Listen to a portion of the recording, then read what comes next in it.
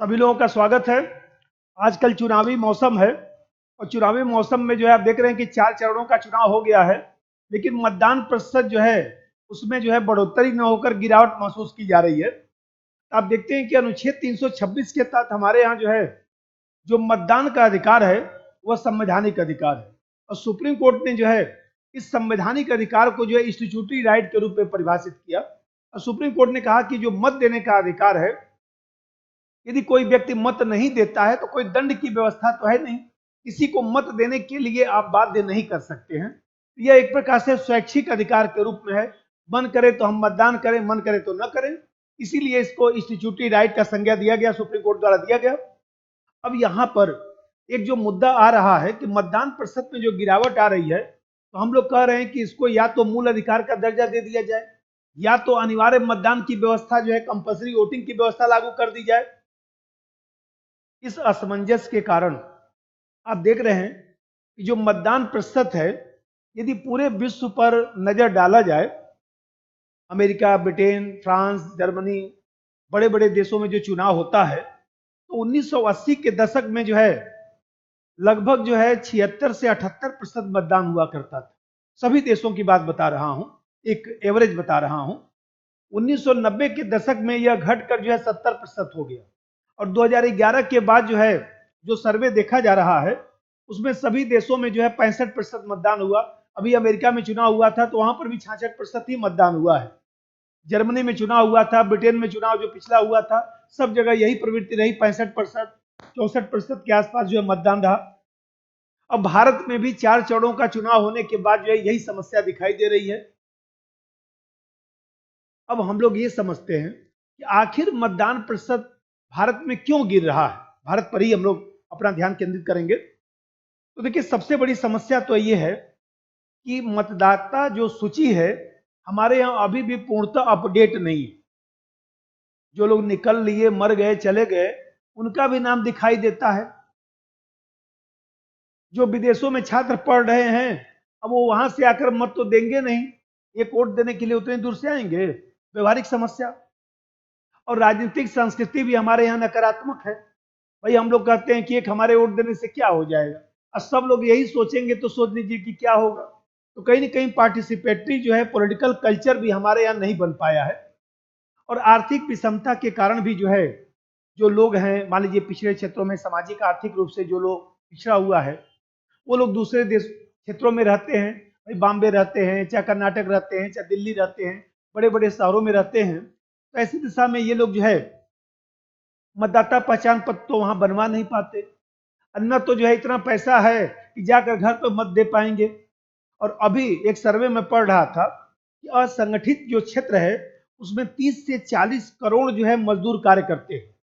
और जो लोग अपने यहाँ जो है जो लोकसभा क्षेत्र में जिनका निर्वाचक नामावली में नाम है, वहां पर जाकर वो लोग मत दे ही नहीं सकते हैं। अभी बताया हूं कि गरीब हैं।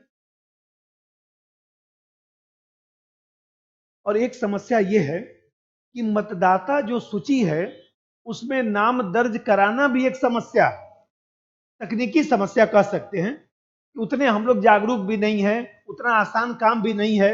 मान लीजिए कहीं पर आप किराए पर रहते हैं तो मकान मालिक से लिखवाइए कि हम यहाँ पर रहते हैं, मकान मालिक लिखने को तैयार नहीं, जो व्यवहारिक समस्या है।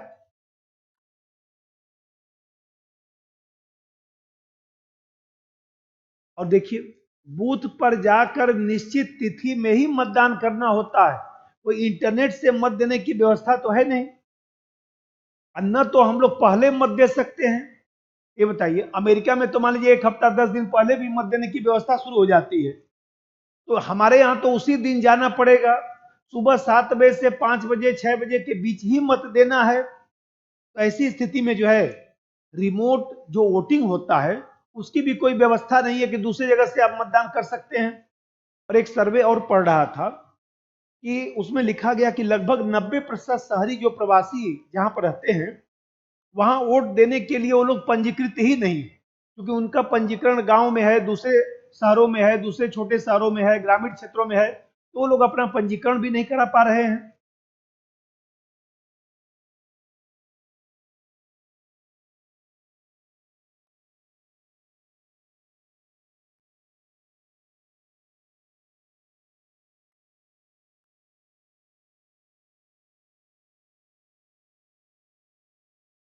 अब यहाँ एक मुद्दा है कि प्रतिशत मतदान बढ़ाने के लिए दो उपाय है। या तो फिर अनिवार्य मतदान की व्यवस्था लागू कर दिया जाए, उसको बाध्यकारी कर दिया जाए। आप जानते हैं कि हम लोग के यहाँ दिनेश गोस्वामी जो समिति बनाई गई थी 1990 के दशक में, तो दिनेश गोस्वामी समिति ने जो है अनिवार्य मतदान की व्यवस्था की बात किया था, कंपल्सरी वोटिंग की बात किया था। और स्थानीय चुनाव में आप लोग पढ़ते होंगे, स्थानीय चुनाव में जो है गुजरात में, हिमाचल प्रदेश में जो है अनिवार्य मतदान की व्यवस्था लागू की गई, लेकिन सुप्रीम कोर्ट ने इसको जो है असंवैधानिक घोषित कर दिया।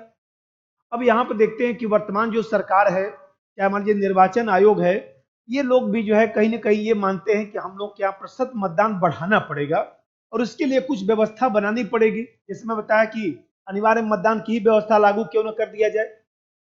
अब मान लीजिए अनिवार्य मतदान की व्यवस्था लागू होगी तो मतदान प्रतिशत तो बढ़ेगा। हमारे यहाँ first pass the post system है, एफपीपीएस सिस्टम है, तो उसकी जो विसंगति है, उसकी जो कमी है, हम लोग दूर कर सकते हैं। अरे भाई, हमारे यहाँ मान लीजिए 1000 मतदाता है, मान लीजिए 500 वोटिंग हुआ, तो अब मान लीजिए 10 कैंडिडेट खड़े हुए हैं, कोई 100 पाया, कोई 80, कोई 70, कोई 5, कोई 10, तो 100 वाला क्या हो जाता है? विजयी। ये बताइए कि अब वहां पर जातिवाद, संप्रदायवाद, इस तरह की समस्या बढ़ जाती है, क्योंकि एक जाति का यदि 150 वोटर है तो हम अपना ध्यान उसी पर केंद्रित करेंगे, क्योंकि उसी का वोट पाकर हम विजयी हो सकते हैं। क्योंकि हमको 50% वोट तो चाहिए नहीं, हमको तो केवल ज्यादा मत चाहिए। जो ज्यादा पाएगा उसकी विजय सुनिश्चित होगी। आप देखते हैं कि इससे जातिवाद, संप्रदायवाद, इस तरह की चीजों को हम लोग के यहाँ राजनीति में बढ़ावा मिलता है। तो अनिवार्य मतदान की व्यवस्था यदि हम लागू करेंगे तो इस तरह की समस्या का समाधान हो सकता है। और सबसे बड़ी बात है कि जो लोग निष्क्रिय मतदाता हैं उनको मत देने के लिए हम लोग बाध्य कर सकते हैं। भाई, हम कुछ फाइन की व्यवस्था कर देंगे कि 500 रुपये फाइन लगेगा, कुछ इस तरह से सांकेतिक पहलू कर देंगे, तो कम से कम वो लोग उसी डर से जो है जाकर मतदान करना शुरू कर देंगे। तो इससे जो है राजनीतिक संस्कृति का भी विकास होगा। एक कह सकते हैं कि एक नागरिक समाज, या कह सकते हैं कि राजनीतिक जो सशक्तिकरण है, उस राजनीतिक सशक्तिकरण को भी बढ़ावा मिल सकता है। और दूसरी तरफ जो हमारे यहाँ नोटा है, नन ऑफ द एबव का जो बटन नीचे लगा रहता है, तो मान लीजिए कोई कैंडिडेट नहीं पसंद है तो कम से कम नोटा का ही बटन दबाएंगे। तो इससे भी तो पता चलेगा कि हमारे यहाँ जो है राजनीतिक दल वाले जो लोग हैं वो ऐसा कैंडिडेट खड़ा कर रहे हैं कि मत देने का मन ही नहीं कर रहा है। तो सुप्रीम कोर्ट भी तो कहा था, जब नोटा का निर्णय आया था तो सुप्रीम कोर्ट ने कहा था कि बाद में इस पर विचार किया जाएगा। यदि जो चुनाव जीत रहा है उससे ज्यादा यदि नोटा में मत पड़ता है तो फिर क्यों न चुनाव दोबारा कराया जाए। लेकिन सुप्रीम कोर्ट ने कहा कि अभी नहीं, अभी थोड़ा सा हम लोग वेट कर लें। आप देख रहे हैं कि अभी मैं एक सर्वे पढ़ रहा था, गोपालगंज में जो है सबसे ज्यादा नोटा का प्रयोग पिछली बार हुआ था, लक्षद्वीप में जो है सबसे कम नोटा का प्रयोग हुआ। आप देख रहे हैं यदि नोटा का प्रयोग बढ़ेगा, इसका मतलब कि कहीं ना कहीं जो है दोबारा चुनाव होगा, राजनीतिक दल भी थोड़ा सतर्क होंगे। जो अनिवार्य मतदान की व्यवस्था है, जो पक्ष में लोग तर्क देते हैं, वो ये भी कहते हैं कि भाई राजनीतिक दल जो है उसके ऊपर भी एक दबाव बढ़ेगा कि हम ऐसा कैंडिडेट चुनाव में उतारें जिससे जो है लोग जो है स्वाभाविक रूप से मत देने के लिए प्रेरित हो जाएं। तो राजनीतिक दलों के ऊपर एक नैतिक दबाव भी बढ़ेगा कि अच्छे प्रतिनिधियों को चुनाव में उतारें। और सबसे बड़ी बात है कि अनिवार्य जो मतदान है, तो कहीं ना कहीं देखा जाए एक सबसे बड़ी चीज है कि अनिवार्य मतदान की व्यवस्था यदि लागू कर दिया जाएगा तो जो कूटनीति होती है, जो छल कपट, ईर्ष्या, द्वेष, घृणा की जो राजनीति होती है, जो कहीं ना कहीं चाणक्य नीति का हम लोग प्रयोग करने लगते हैं, तो कहीं ना कहीं उसमें भी थोड़ा कमी आ सकता है।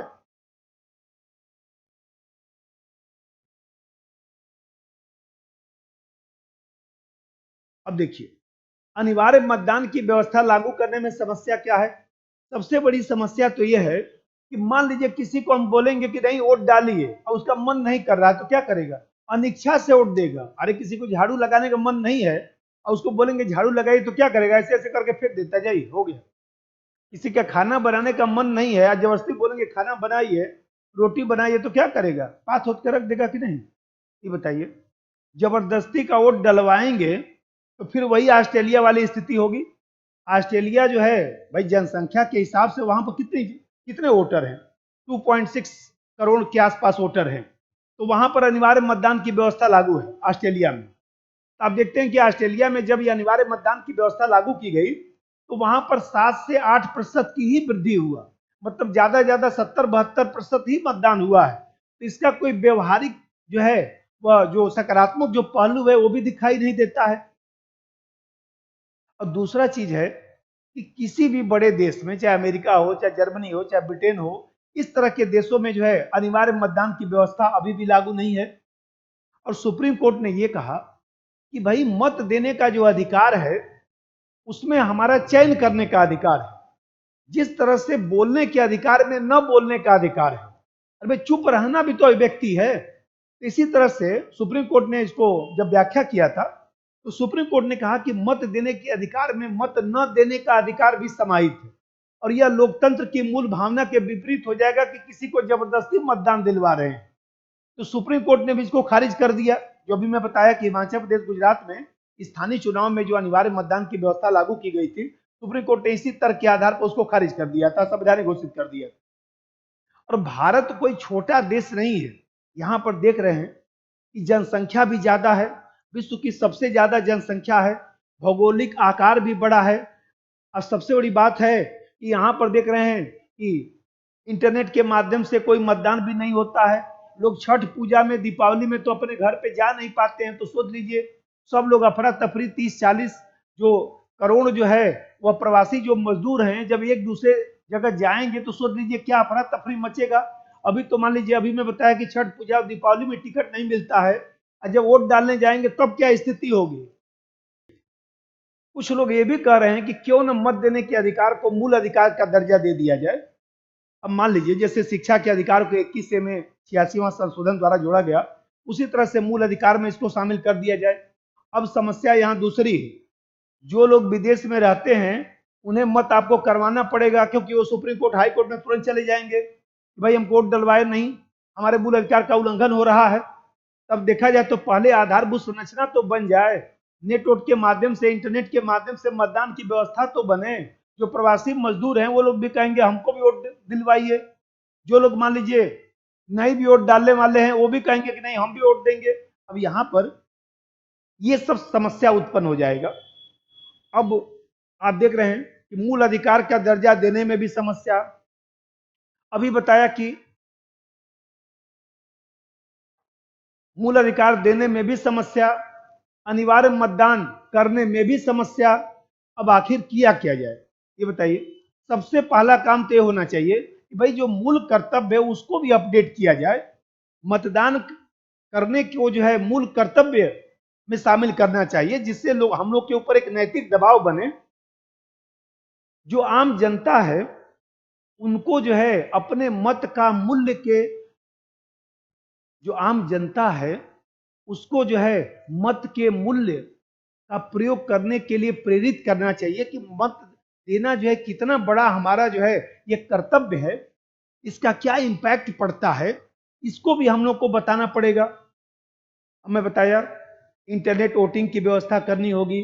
मान लीजिए बड़े जो जिले हैं वहां पर एक मतदाता केंद्र बनाए जाए, या बड़े शहर हैं वहां एक ऐसा मतदान केंद्र बनाया जाए जहां पर जो है किसी राज्य का मतदाता जो है अपने निर्वाचन क्षेत्र के लिए मतदान कर सके। तो ये भी एक व्यवस्था बनाना पड़ेगा, इससे गोपनीयता भी बनी रहेगी।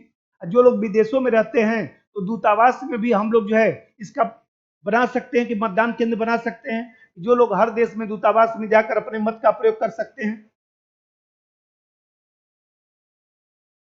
अब देखिए समस्या ये है कि हम लोग 21वीं सदी में जी रहे हैं, लेकिन जनप्रतिनिधि कानून 1950-51 जो बना था वो उस समय की परिस्थिति के अनुसार बना था। आज हम लोग 21वीं सदी में जी रहे हैं। जो बच्चा जन्म ले रहा है वो देख रहे हैं कि जन्म लेते ही जो है डिजिटल,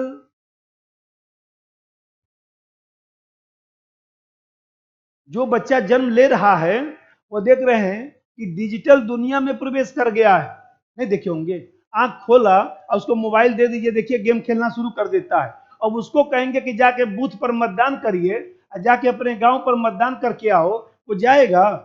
हम लोग अभी भी जो है देखा जाए तो उस 1950 और 1960 के दशक में जो व्यवस्था थी उसी को लागू किए हुए हैं। और अभी भी देखिए कुछ लोग कहते हैं कि भाई अभी भी हम लोग जो है ठप्पा लगाकर मत देंगे। ये बताइए इतने लोगों का जो है मतदान होगा, उसको काउंटिंग करने में कितनी समस्या आएगी।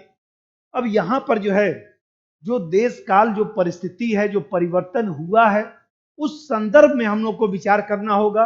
और कहीं न कहीं चाहे सरकार हो, चाहे नागरिक समाज हो, चाहे विपक्ष हो, निष्पक्ष तरीके से इस पर सोचा जाए और तभी इन सब समस्याओं का समाधान निकल सकता है।